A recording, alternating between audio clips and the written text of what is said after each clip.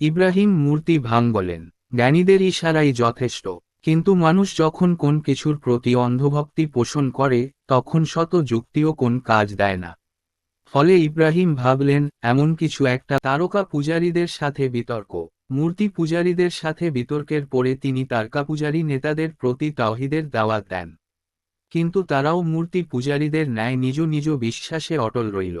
অবশেষে তার সাথে তাদের নেতাদের তর্কযুদ্ধ আবশ্যিক হয়ে পড়ে। কেউ কেউ বলেছেন, ইব্রাহিমের কওমের লোকেরা একই সাথে মূর্তি ও তারকারা পূজা করত। সেটাও অসম্ভব কিছু নয়।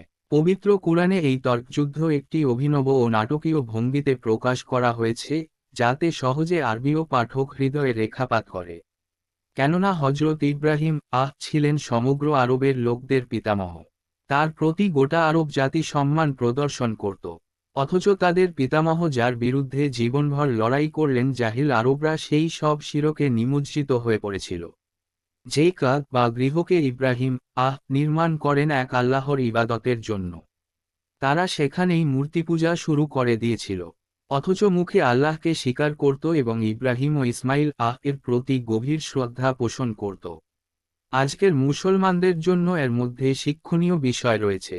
কেননা তারাও মুখে আল্লাহকে স্বীকার করে এবং শেষনবীর প্রতি গভীর শ্রদ্ধা পোষণ করে। অথচ নিজেরা কবর পূজা ও স্থানপূজার শিরকে লিপ্ত রয়েছে। আল্লাহর বিধানের অবাধ্যতা ও তার পরিবর্তে নিজেদের মনগড়া বিধান সমূহের আনুগত্য তো রয়েছেই।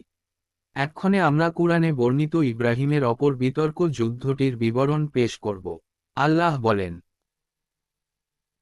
75-82 আমি এরূপভাবে ইব্রাহিমকে নভমণ্ডল ও ভূমণ্ডলের অত্যাশ্চর্য বস্তুসমূহ দেখাতে লাগলাম, যাতে সে দৃঢ়বিশ্বাসীদের অন্তর্ভুক্ত হয়ে যায়। আম 6-75 অনন্তর যখন রাত্রির অন্ধকার তার উপরে সমাচ্ছন্ন হল, তখন সে তারকা দেখে বলল যে, এটি আমার পালনকর্তা। অতঃপর যখন তা অস্তমিত হল, তখন বলল, আমি অস্তগামীদের ভালোবাসি না। 76 অতঃপর যখন চন্দ্রকে ঝলমল করতে দেখল, তখন সে বলল, এটি আমার পালনকর্তা। কিন্তু পরে যখন তা অস্তমিত হল, তখন বলল, যদি আমার প্রতিপালক আমাকে পথ প্রদর্শন না করেন, তাহলে অবশ্যই আমি পথভ্রষ্ট সম্প্রদায়ের অন্তর্ভুক্ত হয়ে যাব। 77 অতঃপর যখন উদীয়মান সূর্যকে ডগমগে দেখতে পেল, তখন বলল, এটিই আমার পালনকর্তা এবং এটিই সবচেয়ে বড়। কিন্তু পরে যখন তা ডুবে গেল, তখন বলল, হে আমার সম্প্রদায়, তোমরা যেসব বিষয়কে শরিক কর, আমি ওসব থেকে মুক্ত। 78 আমি আমার চেহারাকে ওই সত্তার দিকে একনিষ্ঠ করছি, যিনি নভমণ্ডল ও ভূমণ্ডল সৃষ্টি করে আমাকে সরল পথ দেখিয়েছেন। আর আমি ভয় করি না তাদের, যাদেরকে তোমরা তার সাথে শরিক কর, তবে আমার পালনকর্তা যদি কিছু কষ্ট দিতে চান।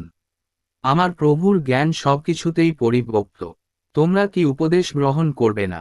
80 কিভাবে আমি ওইসব বস্তুকে ভয় করব, যাদেরকে তোমরা তার সাথে শরিক করেছ? অথচ তোমরা এ বিষয়ে ভয় পাও না যে, তোমরা আল্লাহর সাথে এমন সব বস্তুকে শরিক করেছ, যাদের সম্পর্কে আল্লাহ তোমাদের প্রতি কোন প্রমাণ অবতীর্ণ করেননি। এক্ষণে উভয় দলের মধ্যে কে বেশি নিরাপত্তা লাভের অধিকারী? যদি তোমরা জ্ঞানী হয়ে থাক। 81 যারা ঈমান আনে এবং স্বীয় ঈমানকে শিরকের সাথে মিশ্রিত করে না, তাদের জন্যই রয়েছে নিরাপত্তা এবং তারাই হল সুপথপ্রাপ্ত। আম 6-75-82 উপরের বর্ণনা ভঙ্গিতে মনে হয় যেন ইব্রাহিম ওই দিনই প্রথম নক্ষত্র, চন্দ্র ও সূর্য দেখলেন এবং এটি আমার পালনকর্তা বলে সাময়িকভাবে মুশরিক হয়েছিলেন। পরে শিরক পরিত্যাগ করে মুসলিম হলেন। অথচ ঘটনা মোটেই তা নয়। কেননা ওই সময় ইব্রাহিম 69 বয়সের নবী। আর নবীগণ জন্ম থেকেই নিষ্পাপ ও শিরকমুক্ত থাকেন। আসল কথা হল এই যে, মূর্তি পূজার অসারতা বুঝানো যতটা সহজ ছিল, তারকা পূজার অসারতা বুঝানো ততটা সহজ ছিল না। কেননা ওটা মানুষের ধরাছোঁয়ার বাইরে। তাই ইব্রাহিম এখানে বৈজ্ঞানিক পন্থা বেছে নিলেন এবং জনগণের সহজবোধ্য এমন একটি প্রমাণ উপস্থাপন করলেন, যাতে তাদের লাজবাব হওয়া ব্যতীত কোন উপায় ছিল না। তিনি সৌরজগতের গতি প্রকৃতি যে আল্লাহর হুকুমের অধীন, সে কথা না বলে তাদের অস্তমিত হওয়ার বিষয়টিকে প্রমাণ হিসাবে পেশ করেন। কারণ এটাই ছিল তাদের জন্যে সহজবোধ্য।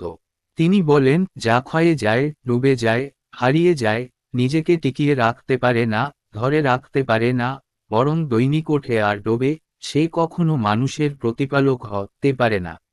বরং সর্বোচ্চ পালনকর্তা কেবল তিনিই হতে পারেন, যিনি এসব কিছুর সৃষ্টিকর্তা ও বিধানদাতা।